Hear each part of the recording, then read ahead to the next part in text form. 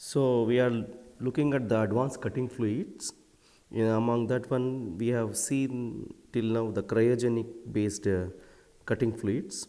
So we now proceed to the solid lubricants and the nano cutting fluid, ionic cutting fluid, and eco-friendly cutting fluid. Just we will give you the glimpse how different cutting fluids are there that are in the machining process. Okay.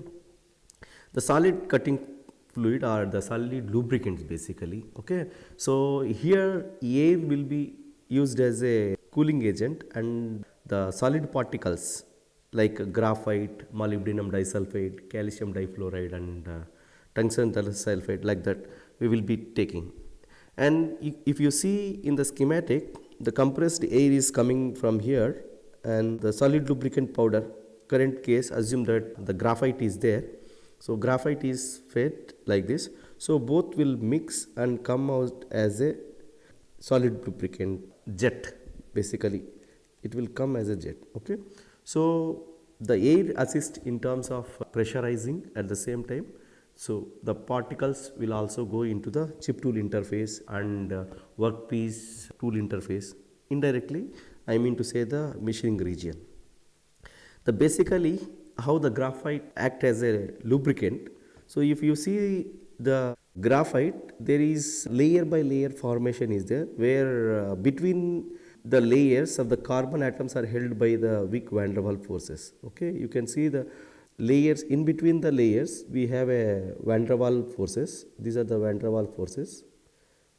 Okay, so among the carbons, between the carbons in this one layer, there will be a strong covalent bonding will be there. Okay, so whenever it falls in the machining region, what is the advantage is that layer by layer shearing takes place. So this layer will shear off. Assume that it may remain on the one surface, it will shear off. So because by the breakage of van der Waals bonding, which is a weak bonding. This is how it will act as a lubricant. As we have already seen that graphite is a self lubricant in terms of cast iron. So there normally the cutting fluid is not used. Okay. If you see the some other also, as you have seen in the previous slide, solid lubricant process laminar structure. So laminar structure in terms of not only graphite, we will take some other common example because their carbon based are there. At the same time, some of the carbons are present in the workpieces, also some of the workpieces. Here, some other variety that is called MOS2, molybdenum disulfide. Here it's also MOS2, CAF2, WS2. And other one thing that can be used is PTFE. Normally polytetrafluoroethylene is also used. If you see, this is one of the coatings normally used in the common utensils which are used in the mess, or I mean to say in the kitchen. Okay. So just I will speak about the MOS2 structure. MOS2 also will have laminar structure, as it is specified. Laminar structure is there, and here the shearing takes place. Whenever the shearing takes place in terms of graphite or in terms of MOS2, layers by layers will goes off. Here also, if you clearly see, there is a weak sulfur bonding allows easy sliding of these layers. Okay, so sulfur assists in the MOS2 to act as a lubricant because the bonding between sulfur is very weak. That is what in the graphite, among the carbon there is a covalent strong bonding. Another one, between the layers of graphene there is a van der Waals weak bonding. So whenever the chip tool goes off like this, what will happen? The van der Waals force breaks and the top graphite layer goes off and the bottom graphite layer may stay. Okay, because of the severe plastic deformation and shearing action. So here it is slightly different because the bonding among MO and S is good, but bonding between sulfur and sulfur is very weak. So the sulfur assists in the form of solid lubricant so that it will go off by shearing. Okay, this is about the solid lubricants. Okay, now we will move to the nano cutting fluids. As I said, nano cutting fluid, if you see, these are the fluids that are developed at our laboratory just for the introduction purpose and just giving you. What normally we do is we take the cutting fluid, either it can be a mineral oil based cutting fluid or a green cutting fluid or something. For example, we are taking one liquid type of cutting fluid and then we mix with the nanoparticles. In the current case, we have mixed MOS2, molybdenum disulfide. That's why I have slightly explained you in the previous slide about MOS2. So MOS2 is cutting fluid is there plus MOS2 particle. Okay, MOS2 particles are there. If you mix it, what will happen? It will form the particle size should be in nano, so that it will form a nano fluid. Okay, I mean to say nano cutting fluid. Okay, so this is the combination, but if you see there is a slight difference between two things, that is at a t equal to 0 hour and t equal to 24 hours. This is the sonication time. Normally the sedimentation problem, lot of collide. This is normally a collides basically. So there will be always a sedimental problem. There is agglomeration problem and all those things. To avoid all these things, whenever we want to do the machining test, normally these are used in the machining system. Before that using, we have to treat it for proper mixing. So you can clearly visible comparison can be taken from the two pictures. If you see this one and this one, there is a slight difference. In the second one, what will uniform mixing is taking place, and these are not agglomerated and these are placed uniformly. Okay, so that is what we want before we use in the machining process. Okay, how these nanofluids look like in a schematic ways. Nanofluid, as I said, it contains the CaF2 cutting fluid plus MOS2 particles. Assume that I have any particle. So cutting fluid liquid is there, plus we are using MOS2 as a nanoparticle. So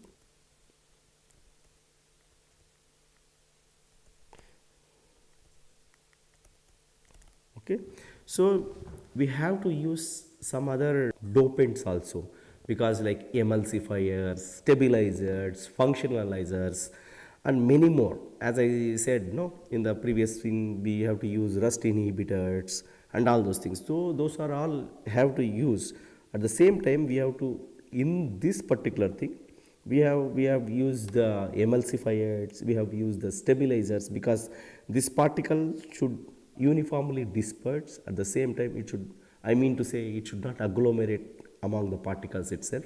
For that purpose, at the same time, it has to stable at a particular location. For that purpose, normally we will use the stabilizers and all those things. Okay, so if you see, the another advantage of nanofluid is contact angle. Okay, so normally the contact angle, if it is more, what will happen? So the area of contact is very less. So if for that purpose, normally we should go for better wettability. Normally if the contact angle is less, that means that the fluid has a proper wettability. Assume that I have this surface and I have this wettability, and another case I have this wettability. So in that circumstances, the area of wetting and other things is you can calculate and all those things. Okay, so area of wetting is most important in terms of machining area. Okay, so if I want to take the heat from the machining area, the contact wherever it falls, it should have a proper contact area. That means minimum contact area, that means that maximum wetting area, so that I can take the heat out of that machining surface or the machining zone. At the same time, if the two things, if from this point of view I can say two things. One is, if the wettability area is increasing, what will happen? Better cooling will be done, and better lubrication also will be done. Okay, so these are the two advantages that you will get if you have a proper wetting surface. Okay, whenever you add this one, what this is the case 1 is before adding, and case 2 is after adding the nanoparticles to the cutting fluid. Okay, this is before and after. I mean to say cutting fluid with cutting fluid plus nanoparticle. Okay, this is cutting fluid only. Okay, it's the contact angle. So other advantage is, if you see the only meeting surfaces, tribological condition, just I want to explain you from the tribological conditions where the surface is only mating surfaces. In the second case, normally you will have a normal lubricant or the cutting fluid wherever the application is there. In the third case, whenever we see about these nanofluids, it forms a thick and strong protective film in the tribological application in either bearings, other tribological conditions. If this is the benefit in the tribological conditions, we can also impart by mixing with suitable cooling fluids in the machining process, and you can use it. Okay, that is the beauty about the nano cutting fluids. Okay, so the thing is, many researchers are working nowadays on the nanofluids in the machining. So if any researchers who want to take up the research in terms of nanofluids or nano cutting fluids as your thing, you can take up, because only thing that you should take care is what type of nanoparticles I am using. As I said in the previously that some people are using metal nanoparticles, ceramic nanoparticles, and solid lubricant nanoparticles and other particles. So based on your application, based on your workpiece material, based on your tool material, based on what type of cutting fluid composition that you have, okay, you have to decide these nanoparticles. The nanoparticles should have chemical compatibility whenever you are mixing it, and you should be very careful about these thermal properties of this nanoparticle before and after, how the thermal conductivity of the fluid is increasing or decreasing, whether the contact angle is increasing or decreasing, whether the thermal convective heat transfer coefficient of this fluid is increasing or decreasing, is all to be measured before you go to the experimentation in the machining process. If that is, if you can take care of all these things, you can do a good work from the research point of view, not only from the experiment, not only from the basic knowledge point of view, you can also do some research in this area. I am telling about the current status, okay, not after few years or something. So the other cutting fluids, if you see, these are the ionic cutting fluids. Ionic cutting fluids are normally the salts which are in the liquid states basically. So just what are the lubricants? Normally whenever the lubricants are there, if you are using, if in the tribological condition, metal cutting is one of the tribological condition only because of the severe plastic deformation. So this is the metal, and whenever you use certain oils, it will go and occupy on the surface wherever it is, but there is no charges in it.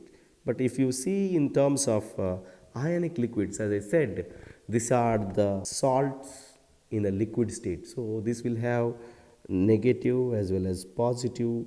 So these are normally used in the base oils as an additive, or it can be used as a cutting fluid, it can be used as a lubricant and all those things. Okay, this will have a better effect. That's what the some of the newly research papers are working on these things, that is ionic liquids as cutting fluids. Okay, so if somebody is interested, they can go ahead. Some of the research papers are coming in India, like very few research papers are there. So if you are interested, if you are a PhD student or if you are a master student, you can take up this ionic liquids also. But ionic liquids preparation, you have to be bit careful. Okay, so there are variety of ionic fluids, so you should be careful in using which type of ionic fluid that I want. So before that, you do some literature, which type of ionic fluid that is suitable for my workpiece tool material combination, and whether I can add water to it or not, whether I can make it emulsion or not, and what are the additives that I can, if I am using the additive, are these chemically compatible or not.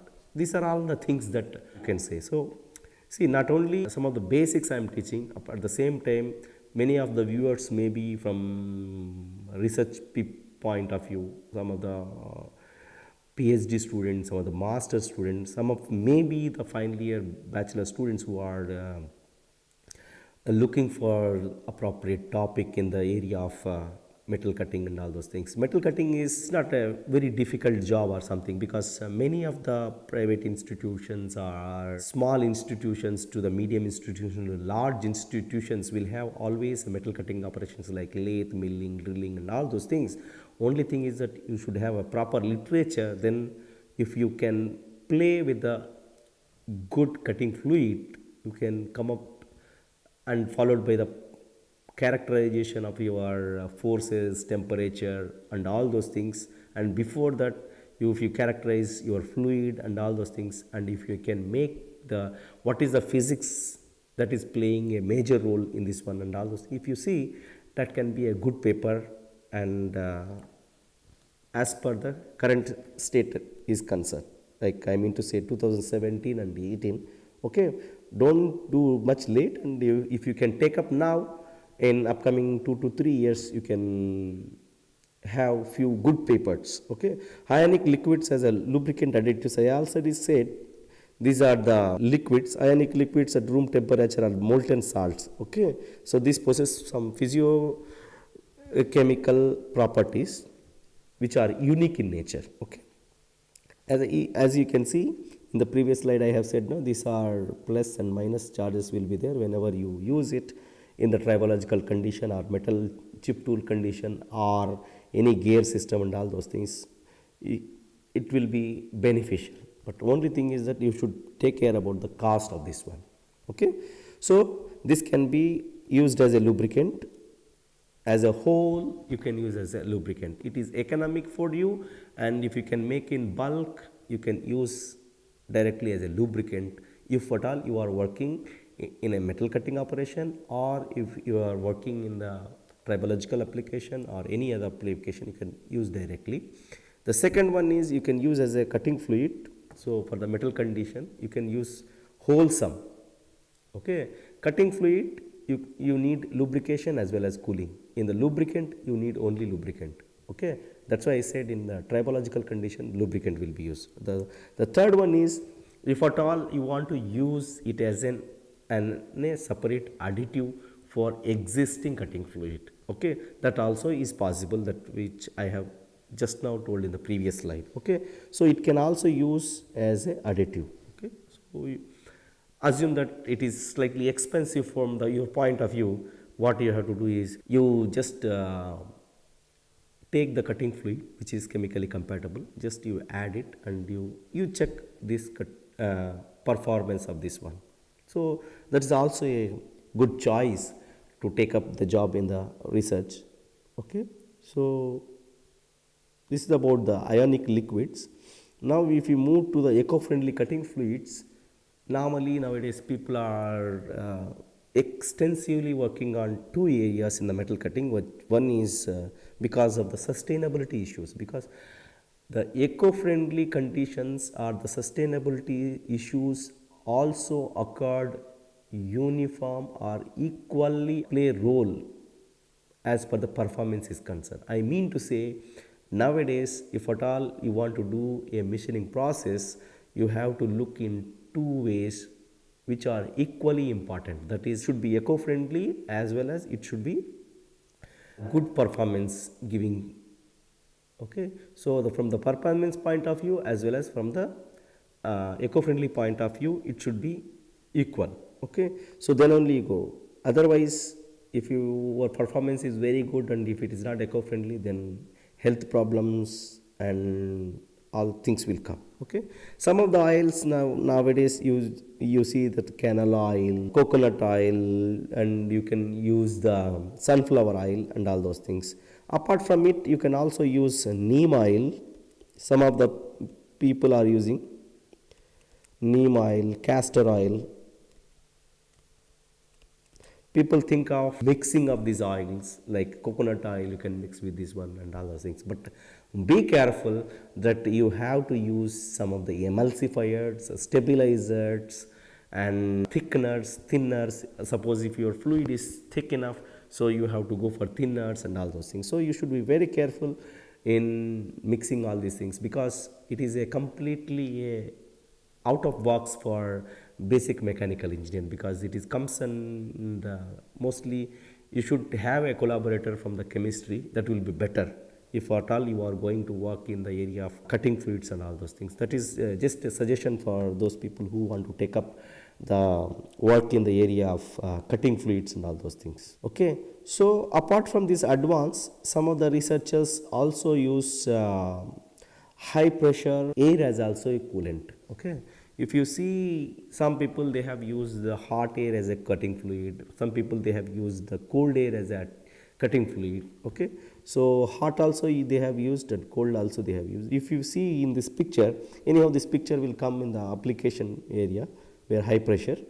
So you don't notice any type of liquid here, but nozzle is there. Okay, so that means what it is sending clearly the high pressure air jet. Okay, so it is passing, and normally high pressure air jet or high pressure water or something, in just I am going to talk about water and all those things. If you see the some other people or researchers, I mean to say, are also using hot and cold water as a cutting fluid. They also send with high pressure hot and cold water, so that, as you already know, water is a better coolant. Water is a good cooling, it has a cooling properties. Okay, but the only constraint is you should always use for non-Fe based workpieces like aluminum. If you see here, the machining of aluminum is taking place. Okay, so you should be very careful in using the water as a coolant. Whenever you are using, try to use for mostly for aluminum and non-Fe based, iron based components. Okay, so the thing that is from the previous is, we have seen a variety of cutting fluids where ranging from soluble oils to the semi-synthetic oils to the synthetic oils, coming to the advanced cutting fluids, cryogenic cutting fluids, solid lubricants, eco-friendly nano fluids, as well as the air and all those things. Simple to the complex, or simple to the very advanced version of cutting fluids which we have seen. But adverse effects of cutting fluid on operator as well as environment, I will talk in a big way. However, I am just giving you some glimpse, because just now I am talking about the different types of cutting fluids. So I will just talk about what are the basic problems because of these cutting fluid emissions. What are the things comes to the operator as well as environment. Okay, so I am already saying the elaborative special class about this chemical, what are there and what are the emissions and all those things I will talk in upcoming classes. Okay, so just I will give you the first glimpse on whenever the cutting fluid falls on a operator, what will happen. So if a operator is operating, there is a, assume that the workpiece is rotating with the high speed, so splashing always takes place, because the machining region is a part of workpiece rotation and all those, the interaction between tool and workpiece. So because of which, what will happen, if it falls on the hand, it causes the contact dermatitis, where epidermis and outer dermis of the operator, if it is prolonged exposure to the cutting fluid, this type of problems you can see on the hand. Okay, so this is about the one of the problem. This is a common problem, because if you see the operator, most of the operators, this splashing will take place. So in order to prevent all these things, one has to wear apron, one has to take care of the gloves, whether before they are going to the operation or before going to do the machining operation. I mean to say machining operation, I am not about the operation that we do, the doctors do. So whenever do the machining operation, they should be properly dressed from the top to bottom, so that it can be, contact should be prevented. Okay, because that's why I am telling about this is a contact dermatitis. Contact dermatitis means whenever the prolonged cutting fluid falls on the operator's skin, that is epidermis. Okay, so this will affect. Okay, this will come because of the contact. That's why this is called as contact dermatitis. Okay, so the second one is a thin normally what is here shown is a thin section of computer tomography, that is CT scan. Many of you know about CT scan, showing the mild bronchitis and interstitial lungs diseases. Okay, these are the CT scan of the lungs where particles are entered into the alveolar region or the lungs region of the operator. I will come in the next slide how these particles will enter and all those things. So then I will come back to you. Okay, so at the same time, some of the chemicals in the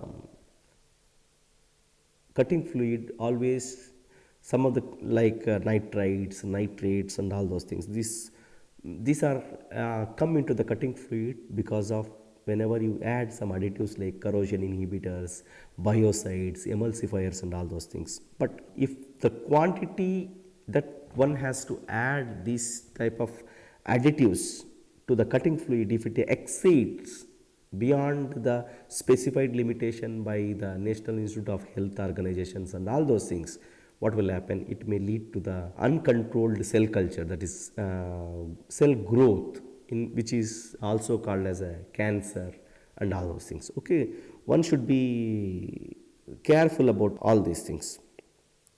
Okay, so now I will just talk about what is there at the middle. In the next slide, if you see this one, mild bronchitis and all those things, what about the how this will be come to the operator? Okay, so whenever the cutting fluid mist is there, cutting fluid mist are aerosols. That means that when the cutting fluid falls on a machining region where the temperature is very high, what will happen? It try to evaporate. Okay, some part of things evaporate. Okay, comprises of liquid particles less than 20 microns. Normally, the different sizes are there. So aerosols may be suspended in the air for several hours, even several days, possibly in the work breathing zone. Assume that if the operation is going on, that means the machining operation is going on, in that circumstances, what will happen? There is a spectrum of the cutting fluid aerosols will be developed. Okay, so that ranges from some few microns to some hundreds of microns. Okay, so like it may be less than 20 microns, less than 10 microns, approximately 2 microns, 2.5 microns and all those things. But at the same time, these are the aerosols which are like air, small nanoparticle or microparticle airs which may suspend in atmospheric air, or if a person is operating like this, assume that the operator is bending and the machining operation is going on in this way, so it will splashes and it may go into the nostrils of the operator. Okay, so in that case, the normally inhaling acceptability of the human is less than 10 microns of aerodynamic diameter of the particle. If the particle or the aerosol size is less than 10 microns, it can go into the nose and deposit in various regions of the respiratory system by the complex action of different deposition mechanisms. Okay, that means operator can inhale this one. Okay, that means that it will go into the nose, not into the lungs. Okay, that should be noted point here.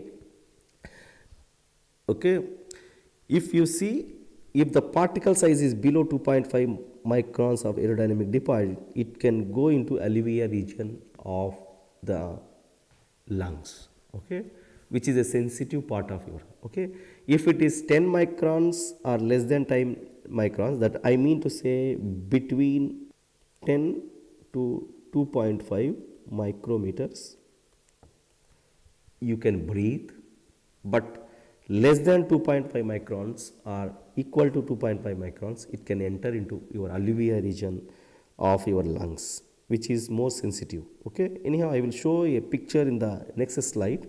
Because of the material here, I am unable to show, but I will show in the, this mist droplets can cause throat, pancreas, rectum and prostate cancers. Okay, even this occupies and causes a lot of different cancers to the operator. Now I will come to the point where less than 2.5 microns particles or aerosols will go into and occupy the alveolar region of your lungs. Okay, these are the lungs, and if you just zoom it, you will find the alveolar region, and if the aerosols goes and occupies this region, that is slightly dangerous. Okay, so that should be taken care. Okay, that's why, and at the same time it will also causes some of the asthma, irritation in the breathing and all those things. Okay, so this about the operator and the surroundings. Okay, if you see the surroundings, normally what the people will do in the workshop, you are using the cutting fluid, you are recycling it, recycling it again and again. What will happen? The cutting fluid will destroy, its lubrication property goes bad, its cooling property goes bad, and all other properties goes bad. Not only this, it will also start emitting very dangerous vapors. Okay, that's why after some time, whenever the workshop people or other people, whenever they feel that it has to be thrown, what will happen? The first thing what they will do is they will just dump into the nearby water bodies. That causes the water pollution. If you see a portion of this one, okay, so it will cause a lot of water pollution. What about the fishes?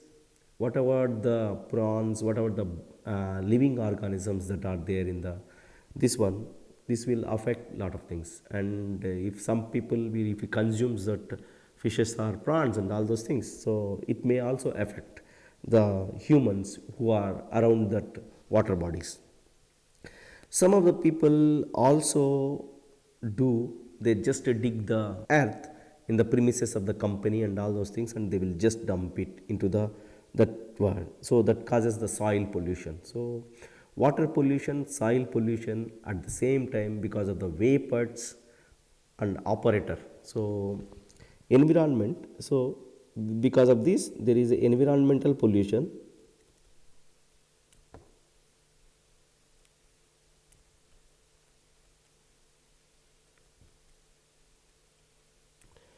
Pollution and water pollution is there, and soil pollution, all the pollutions are there. Okay, so in order to save all these things, what is the thing, one has to take care. What I mean to say is, why I am explaining all these things. Tomorrow you may be a staff in a certain company, and workers will be there. I mean to say the supporting staff who are the operators, you should help them in protecting from all these problems. So if you don't wear all these things, if you may get this type of problems and all those things. That okay, elaborative way anyhow I will teach there, but my concern is, if you are watching or not watching that particular lecture, sometimes some people may miss that that particular lecture. I just appeal to you is the human life has a good value, because a operator is working in a company, so he has his own family. Something happens to him, its family will be in a difficult situation. So if he may be a major earning member in the life, in the family, so you always, as an engineer, it is our primary responsibility to give the safety to the operator. So at the same time help the company in not dumping in the like a water pollution or soil pollution, and hope you help the operators also. Okay, so these are the problem forces, some of the alternative ways. Okay, so why these problems comes? Whenever you are using huge amount of cutting fluid, then only these problems comes. So either can you reduce the cutting fluid by having the same performance? If that is so, that is good. Can I don't use cutting fluid if I can do the machining operation? That is also fine. So this comes that another variable that is called cutting fluid application technique. So whether how to overcome all these things, or which process is not good, which cutting fluid technique is suitable for what application, which cutting fluid technique is suitable for what application, and all those things. Okay, so which cutting fluid technique will give lot of emissions, and all those things also we'll see.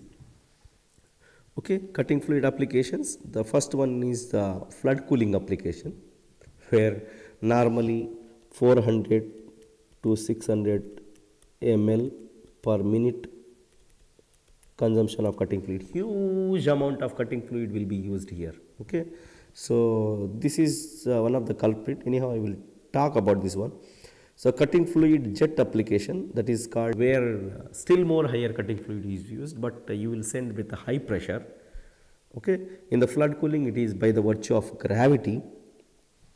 Air jet application, normally instead of liquid type of cutting fluid, some people they will use air jet, which I have seen in the hot air and cold air application.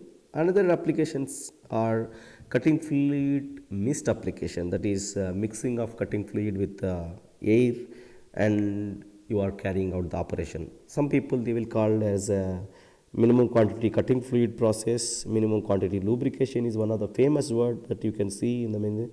And some people they say micro lubrication, and some people they contradict.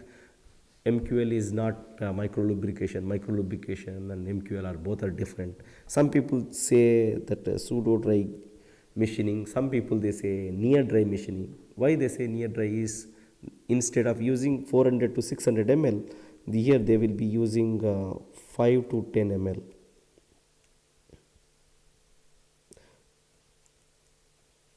ml per minute. Even some of the cases, research papers are there where they have used 1 to 5 ml per minute. Okay, in that circumstances, if somebody is using 1 ml per minute, where 600 ml is the maximum and 1 ml it is approximately minimal, that's why it is near to dry machining. That's why the name came near dry machining process. Okay, so don't confuse between MQL, near dry machining process. Some of the papers you also see pseudo dry green machining. So my paper is there on with the name. Okay, that is also similar to this one.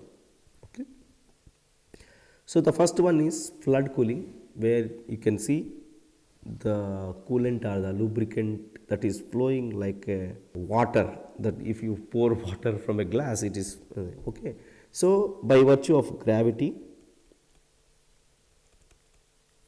it falls. Okay, so it falls in the machining region by the virtue of gravity. Okay, so normally I said it is 400 to 600 ml per minute is the consumption, that is the consumption. If you see in that way, it is average, on an average it is 500 ml per minute, which is a huge amount of the cutting fluid that is going into the machining region, and it is recirculating. The basic problem here is free convection takes place, because the solid body is there, a fluid, that liquid is falling and it is taking away some of the heat. It is not, because it is not going into the machining interior zones, so it takes away partially the heat. So what will happen? So thermal cracking will take place, improper combustion will take place, and all those things. At the same time, it is falling by virtue of gravity, it is free convection.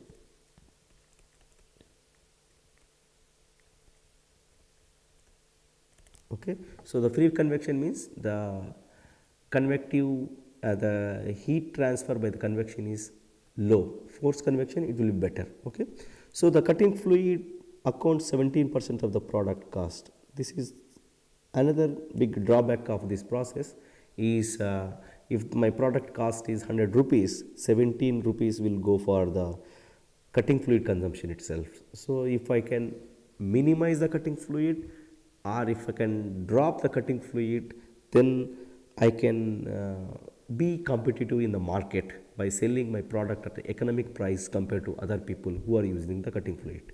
Okay, so I can sell at even less price, still I am at the profit. Okay, that's why this process is not a good process. However, most of the industries currently in India are using this process. Okay, so second one is jet application, cutting fluid jet application. Okay, so where you can see here where the high pressure jet is sent into the chip tool interface. If you see here, chip tool interface, it is sending in the machining region. Normally here in the flood cooling, it is by virtue of the gravity it is falling. Here you are pumping with very high pressures, so the consumption will be higher side to the flood cooling. But the advantage here is forced convection. Okay.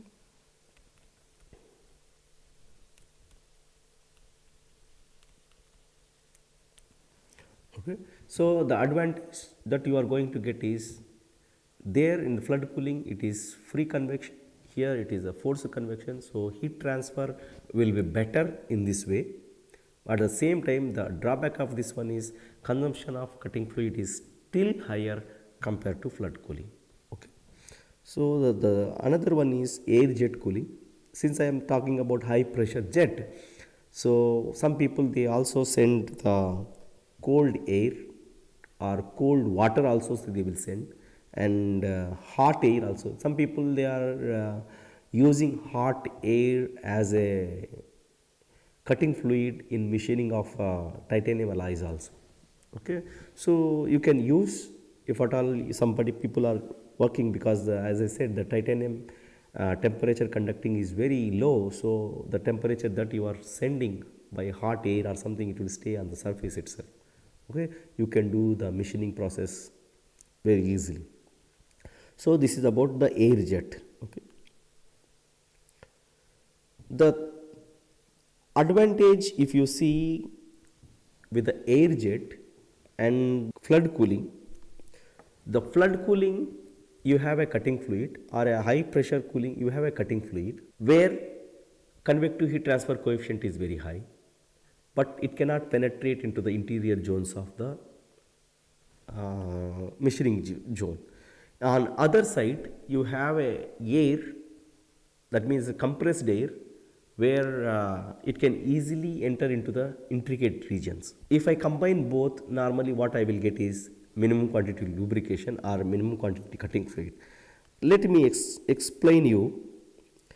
In one case, what I am getting is easy accessible capabilities of air into intricate shapes. That means I am using a highly compressed air which can enter into the intricate regions of my metal cutting. I mean to say, if this is a metal cutting, so it can enter like a jet. Okay, it can enter like a jet. So on other condition, I have a cutting fluid whose convective heat transfer coefficient is very high, but it cannot enter. Here convective heat transfer coefficient is low, H value is low, H value is high, but it can penetrate easily, but it cannot penetrate easily. So advantage of penetration, advantage of high convective heat transfer coefficient, whether we can combine both or not is the question.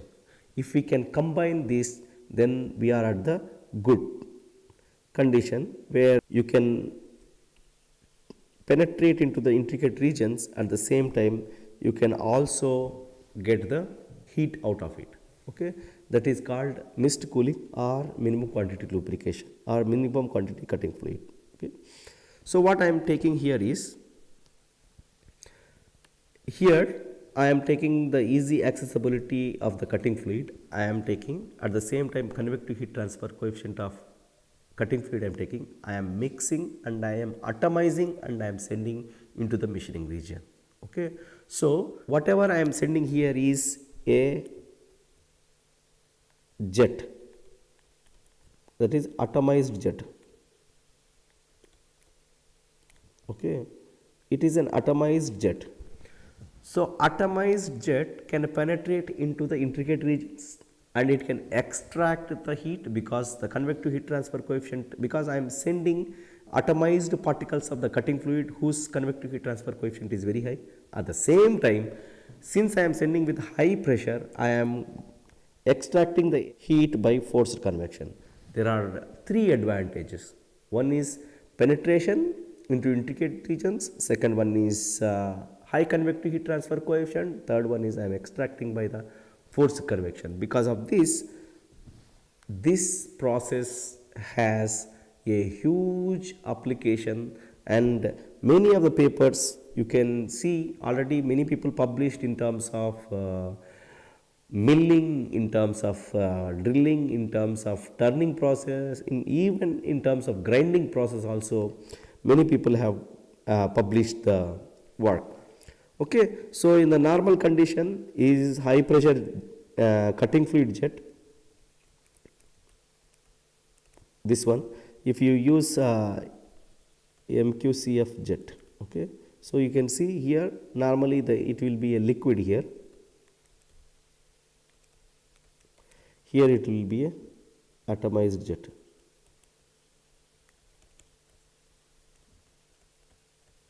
Okay. Well, good. Okay, so you can here another advantage is normally the consumption of cutting fluid is less. Here the cutting fluid consumption will be more than 600 ml per minute, about 600 ml. Here normally it will be like 5 to 10 ml per minute. So another advantage that you are going to get is the product that you can sell in the market will be at competitive price, okay, and the quality of the product will also be good. Okay, so these are the beauty and advantages of this one. However, the initial investment of getting this minimum quantity lubrication nozzles and the pump may be a costly. However, many of the researchers has already demonstrated that you can develop your own nozzles. There are internal mixing nozzles, there are external mixing nozzles, and you can also develop these nozzles in your small workshops also. So some of the papers also shows that very easily can be economically developed minimum quantity lubrication things. You can see here one of the thing that is published in our research papers where you can see a twin hole nozzle is there, where from one you can send the air, another one is the cutting fluid. So cutting fluid will fall by the virtue of here. If you see here, this is the nozzle, twin hole nozzle. Cutting fluid is coming like this, air is coming like this. Okay, I don't know whether it is visible or not. I can draw here parallelly. So air is coming like this, cutting fluid is coming from the small pipe. If you can clearly see here, it will come like this. Okay, so both are mixed at the exit of the nozzles. That is called external mixing because of the pressure difference between two nozzles.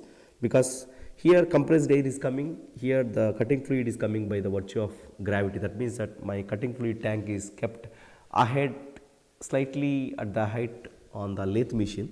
Just I am keeping on the above the certain height so that the cutting fluid falls by the virtue of gravity. Compressed air I am sending in this one direction where, so you can see the mist formation. This is cutting tool edge, cutting tool, and this is your mist. Okay, so your mist is falling on the cutting edge. You should divert that one, then you do the machining operation. Okay, so here the angle is for the better showing purpose only it is shown, but you have to bend this L angle is there. This angle can be bendable. You can bend according to, so that the jet inclination will be proper into the machining zone. That is one has to take care. This is about external mixing. You can also do the internal mixing of these things. So if you see the cutting fluid reservoir will be there, and you are sending the cutting fluid and you are sending the air, compressor air, just you mix in the mixing chamber, then you just divert into the machining region. Okay, this is the internal mixing. Normally internal mixing is slightly better compared to the external mixing. So development of internal mixing is the design and all those things will be slightly complicated compared to the external mixing. That's why external mixing I prefer. If at all you people want to develop your own external mixing, as I shown in the previous, it is simple. You develop it in normally nowadays internal mixing nozzles also available at economic price like 8,000 to 10,000. So you can also get. Only thing in the previous case and this case you need a air compressor. Okay, so that is the only thing that you have to do. Okay, so you can do atomizer and you can send into the machining region. This is the machining region that is falling. Okay, so this is about the internal mixing of the minimum quantity lubrication. If you see the performance, this is for the same cutting conditions. If you see dry conditions, this is the dry condition and this is the tool mist cooling conditions. So if you see the tool cutting edge from the nose and all those things, it is completely I cannot say it is what, but it is metallurgically destroyed. For the same conditions, if you see it is approximately better condition compared to the dry tool. Okay, so if you see some of the other conditions like cooling conditions, it may not penetrate. I said no, liquid cannot penetrate into the machining region, because of which there is a possibility of built-up edge formation and all those things. This is the beauty about the mist cooling compared to flood cooling and all those things. I can get best performance with a minimum cutting fluid and with minimal environmental pollution. That is the best process. So people can think of, but many people have published here. So what is the new thing that you have to do and all those things you have to see. So let me summarize. So we have seen in this chapter tool wear mechanisms, tool types of tool wear, that is crater wear and flank wear. Tool wear mechanisms such as abrasion, adhesion